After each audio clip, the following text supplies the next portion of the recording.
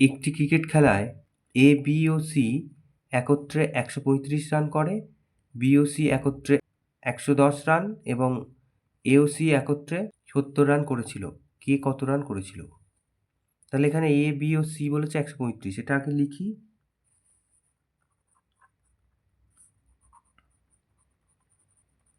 এইভাবে লিখি। আর বি আর সি বলেছে 110, এই যে বি সি 110। এবার এই দুটো আমরা বিয়োগ করে দিই। তাহলে এখানে প্লাস, তাহলে এটা মাইনাস আর এটা মাইনাস। তাহলে এখানে বিয়োগ করে দিলে এই দুটো কেটে যাচ্ছে, এই দুটো কেটে যাচ্ছে, তাহলে থাকছে। তাহলে এ রান করে সেটা আমরা পেয়ে যাচ্ছি এর থেকে, পাচ্ছি হচ্ছে 25। তাহলে এর রান পেয়ে গেলাম।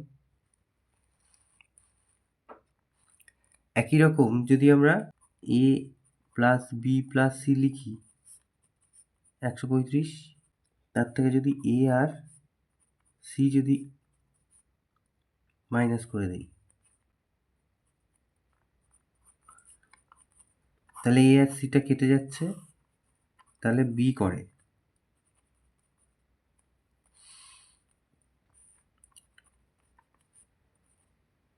তাহলে এখান থেকে পেয়ে যাচ্ছি 65। এ আর বিটা আমরা পেয়ে গেছি, তাহলে অতএব সি করে। টোটাল 135, এর রান পেয়েছি 25 আর বির রান পেয়েছি 65। তাহলে 135 থেকে বাদ দিয়ে দিই, 6 7 8 90, তার মানে এ রান করে 45, মানে সি রান করে 45।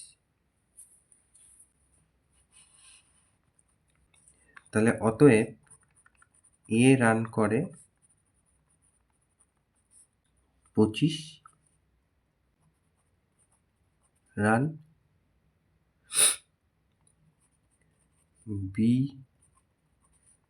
রান করে 65 রান ও